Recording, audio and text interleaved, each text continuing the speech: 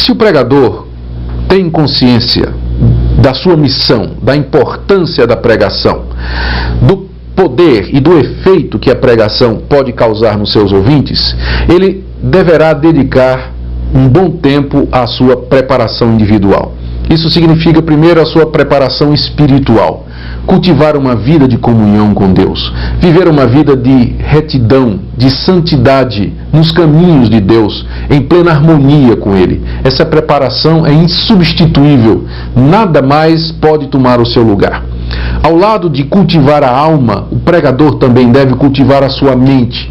Ele deve ler bons livros de teologia, ele deve ter uma firme perspectiva da teologia evangélica e, se possível, um bom conhecimento das línguas originais para poder pesquisar nelas detalhes e nuances e, às vezes, até pontos importantes que nos escapam se nós apenas dependemos da tradução.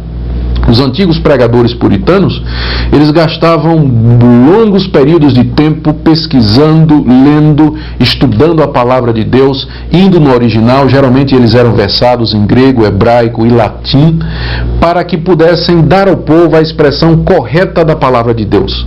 Eles, é claro, favoreciam a pregação expositiva, ou seja, aquela pregação que consiste em expor aos ouvintes aquilo que o texto bíblico está dizendo.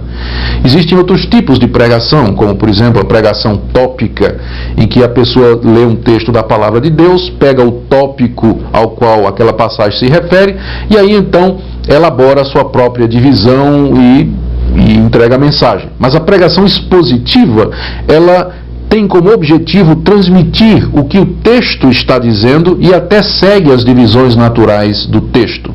E era esse tipo de pregação que era favorecida pelos puritanos e pelos reformados. Para fazer isso é necessário um alto nível de preparação, de estudo, de meditação, de trabalho duro, é claro, cercado, abençoado por uma vida de oração e de dedicação ao Senhor. Então, preparação. Agora nós temos que falar um pouquinho também da entrega do sermão. Notem que antes da entrega do sermão propriamente dito, da pregação propriamente dita, vem todos esses preparativos, todas essas pressuposições, porque a pregação não é um ato isolado, não é uma coisa que nós fazemos em separado daquilo que nós somos e daquilo que nós cremos. O ato de entrega, então, ele deve, seguindo essas pressuposições, essas preparações que eu mencionei, o ato da entrega deve ser a consumação de tudo o que nós fizemos. Nós devemos falar com consciência de que estamos falando, expondo a palavra de Deus, com seriedade, também com graça em nossos corações. Podemos utilizar-nos de métodos, de ilustrações, de histórias que venham aclarar o pensamento de forma que façam com que a transmissão dessas verdades se tornem facilmente captáveis.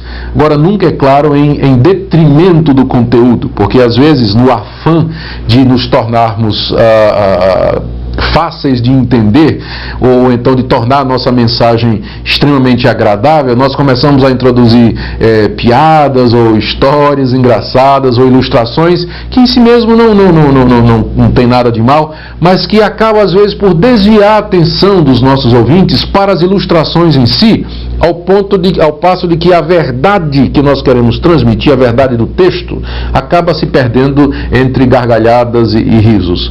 Então, o pregador que tenha consciência do que é a pregação, de que ele está expondo a palavra de Deus, ele vai ser moderado e prudente na escolha das ilustrações, das histórias que ele vai usar, do humor, do grau de humor que ele vai empregar na entrega da mensagem. Ele deve entregar a mensagem com oração, em humildade, em plena dependência de Deus, buscando atingir a consciência das pessoas. E aqui é um ponto muito importante. Muitas vezes as pessoas, os pregadores, veem a mensagem, a pregação, apenas como uma forma de informar as pessoas a respeito das verdades bíblicas.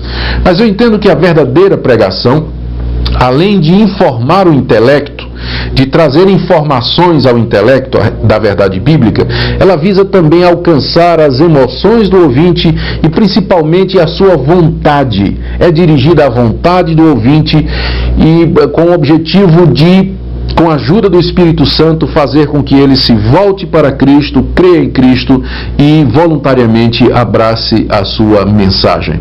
É uma mensagem voltada para a consciência dos ouvintes. Nós queremos que os nossos ouvintes saiam do ambiente de culto ou do local onde a pregação foi feita, tendo convicção de que ali foi confrontado com a verdadeira palavra de Deus, que foi desafiado, que foi encorajado, que foi estimulado, que foi consolado, enfim, a pregação visa as consciências, o coração, a vontade, é claro, tudo isso passando pelo intelecto.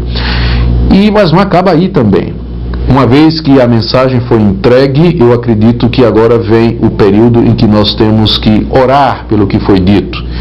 Eu penso que é muito importante que, após havermos pregado a mensagem de Deus, nós gastemos algum tempo orando a Deus pelos nossos ouvintes, orando para que a palavra que foi pregada, ela produza efeito nos corações, para que o Espírito de Deus opere no coração dos ouvintes, que traga aos ouvintes a fé em Jesus Cristo, porque nós sabemos que, apesar de todos os nossos esforços, realmente é o Espírito de Deus que haverá de fazer com que a pregação seja eficaz. Se seguirmos esses princípios, tenho certeza que o Espírito de Deus haverá de usá-los na conversão de pecadores